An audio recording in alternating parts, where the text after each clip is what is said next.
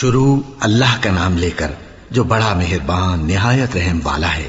الف لام میم، یہ کتاب یعنی قرآن مجید، اس میں کچھ شک نہیں کہ اللہ کا کلام ہے، پرہیزگاروں کے لیے رہنما ہے جو غیب پر ایمان لاتے اور آداب کے ساتھ نماز پڑھتے اور جو کچھ ہم نے ان کو عطا فرمایا ہے اس میں سے خرچ کرتے ہیں، اور جو کتاب اے پیغمبر تم پر نازل ہوئی اور جو کتابیں تم سے پہلے پیغمبروں پر نازل ہوئیں سب پر ایمان لاتے اور آخرت کا یقین رکھتے ہیں۔